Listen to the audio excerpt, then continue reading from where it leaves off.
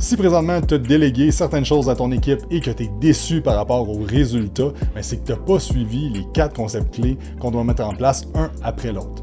Je m'appelle Jacob Hamel, j'ai fondé des entreprises depuis 2013 dans l'industrie du fitness. Je gère des humains depuis maintenant presque 10 ans et j'ai fait une tonne d'erreurs, mais j'ai fait aussi de l'apprentissage à travers ça. Puis maintenant, on a une équipe soudée et la délégation se passe vraiment mieux, mais ça part tout de moi parce que j'aime la phrase « Leadership is the problem et leadership is the solution ». Donc, dans cette vidéo, on va parler du cadran de la délégation et c'est quoi que tu dois mettre en place étape par étape pour avoir plus de cohérence avec l'équipe et te limiter tes frustrations.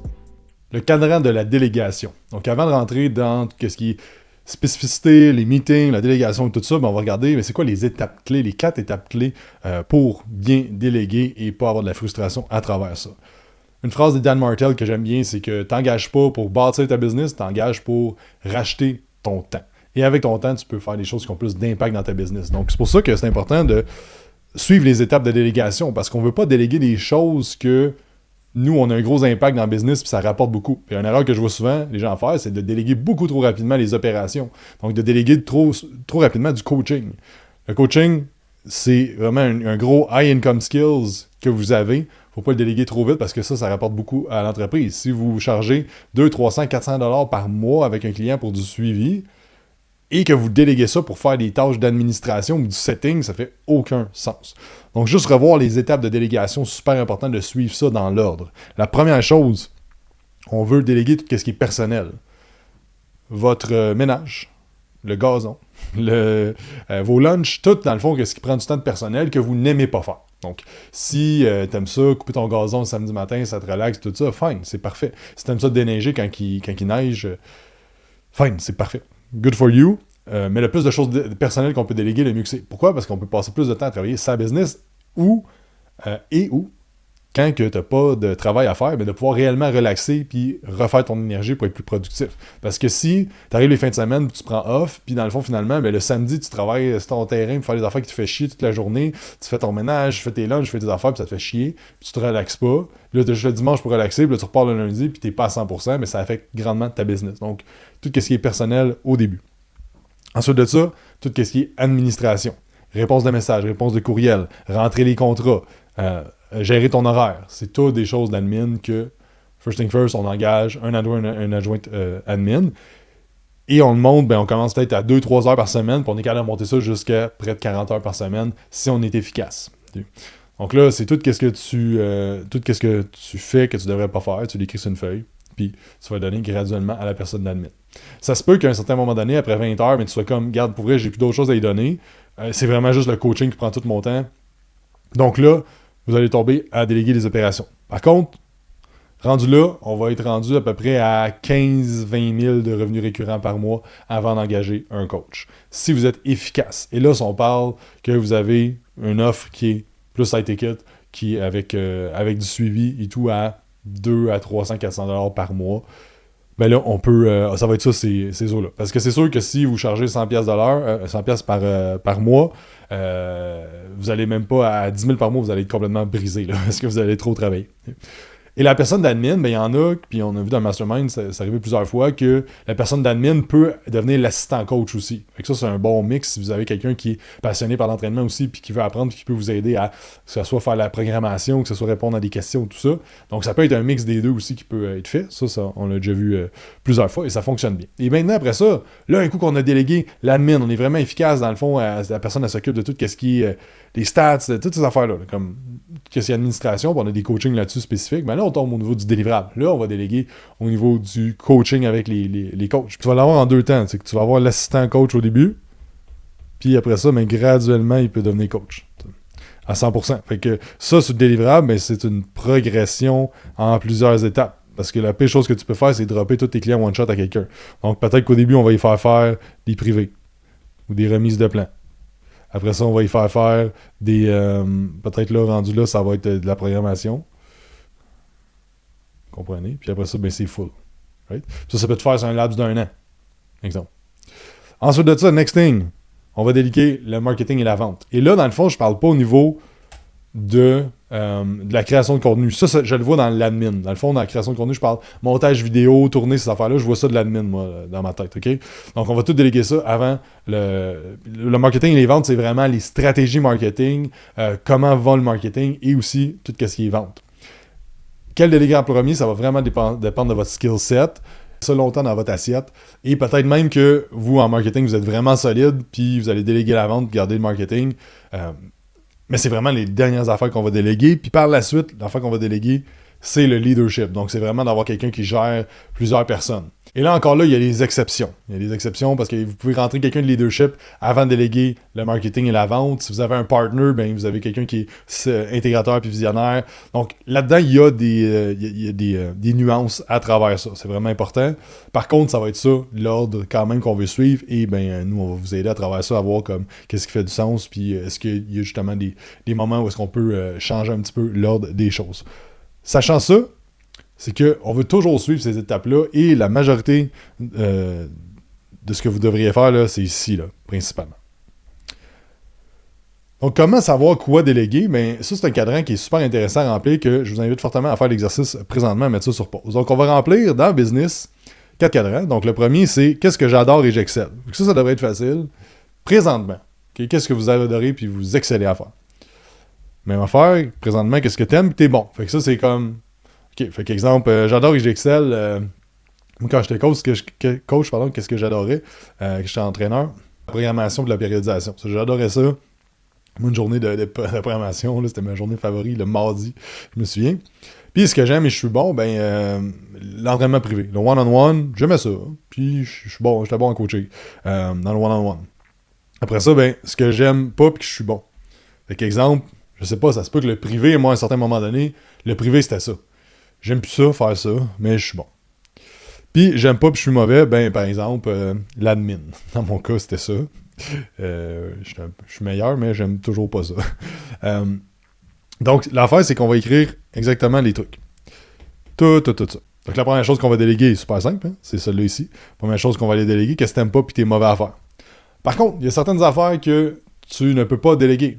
Moi, j'ai ça appeler chez Revenu Québec. Puis, par contre, il y a des shots, j'ai pas le choix d'appeler chez Revenu Québec, OK? Mais il y a plein de choses que vous faites que vous n'aimez pas puis que vous n'êtes pas bon. Puis que vous êtes mauvais.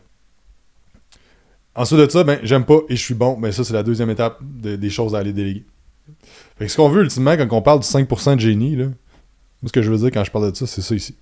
On veut œuvrer le plus possible dans qu'est-ce que vous adorez faire et vous excellez faire. Et on veut déléguer, automatiser ou éliminer tout le reste.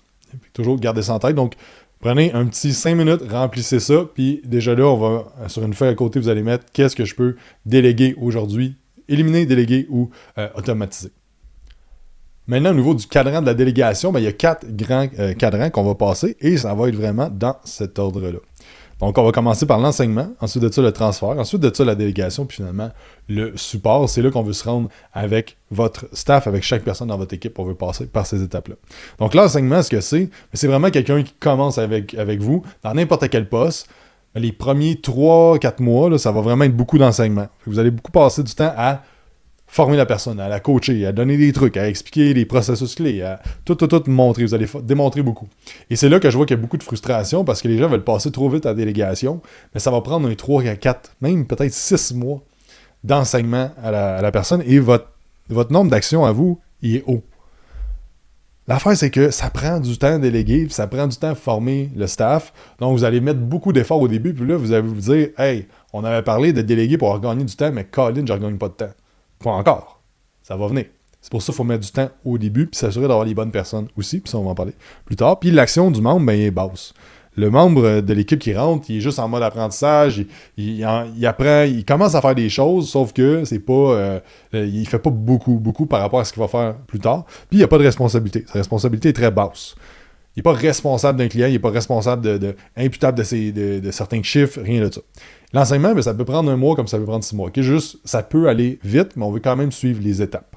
Ensuite, on va tomber au transfert. Le transfert, c'est que l'enseignement que vous allez faire est encore super haut. Vous allez enseigner à la personne, vous allez coacher, vous allez prendre du feedback de cette personne-là, elle va vous poser des questions.